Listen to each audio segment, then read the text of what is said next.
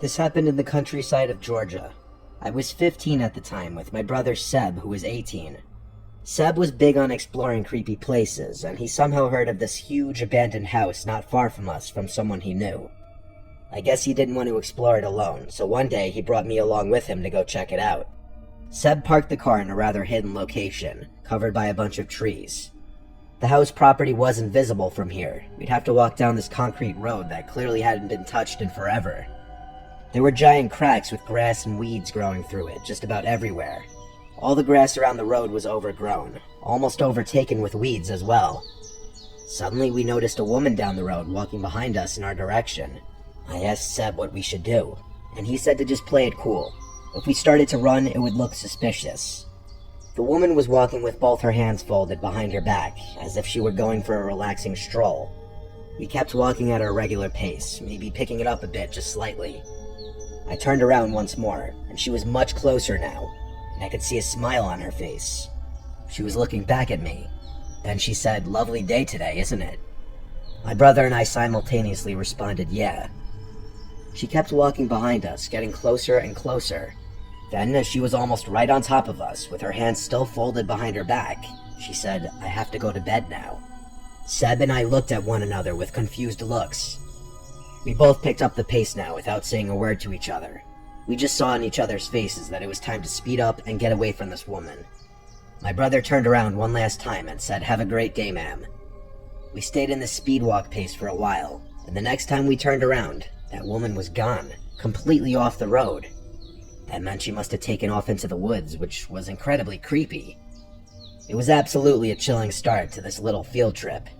We made it to the house. It was noticeably deteriorated. There were vines of ivy growing up certain parts of the walls. Some of the glass windows were shattered, meaning it had been explored before. And that's exactly how we entered the house, through one of the broken windows. We climbed in, making sure not to cut ourselves on any broken glass. Right from the start, surprisingly, there was a lot of stuff left behind, like all the furniture, albeit it looked a little worn out. All the wall decor, the little decorations on the coffee table. Even when we went into the kitchen and checked the fridge, there were food items left behind. Very rotten food items. Opening that fridge was like getting smacked in the face with the smell of death. After checking the whole first floor, we went down to the basement. The basement, like the first floor, was still completely furnished, although down here was a lot messier. There were a ton of things like loose sheets of paper and garbage spread out on the floor. The carpet was a faded blue color. There was a little bit of light that came into the room through the windows at the top of the walls. And then, we heard a noise from upstairs. A distinct thump. We both just froze like statues, waiting for any kind of noise again. Within a few seconds, we chalked it up to just being a noise of an old, deteriorating house. There wasn't much else to see in the basement, so we went back up to the first floor, and the only place left to check was the upstairs. At the top of the stairs, from what I remember, was the bathroom directly in front of the stairs, and then to the left was a small hallway that led to an open door, and then the hallway cut left. I don't remember what was to the right, but I'll tell you why in a second. Seb and I went left and into the first doorway. It was a bedroom. A decently sized bedroom, but it didn't seem like the master bedroom. There was a double bed in there, and an antique-looking dresser. There were some old articles of clothing left behind in the dresser, nothing I wanted to touch. Seb left the room first, and then he said my name, in a very concerned, scared-sounding tone. I looked up at him, and he was looking down the hall. I stepped into the hall, and saw what he was looking at. There was that woman from earlier, standing in front of the bed in another bedroom at the end of the short hallway. She was still smiling like before. She opened her mouth and said, "Do you want to see what's behind my back?" My brother screamed, "Fuck you," and he pushed me to start running.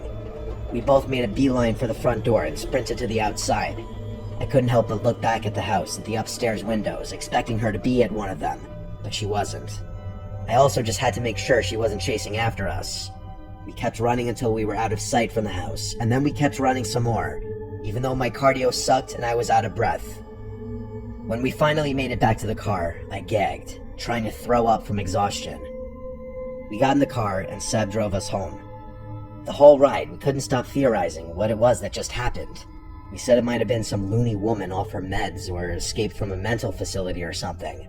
Maybe she was living in that abandoned house. But even explaining all of that away, the big question is, what did she have behind her back? And was she holding it that whole time she was walking behind us? So many questions that will never be answered.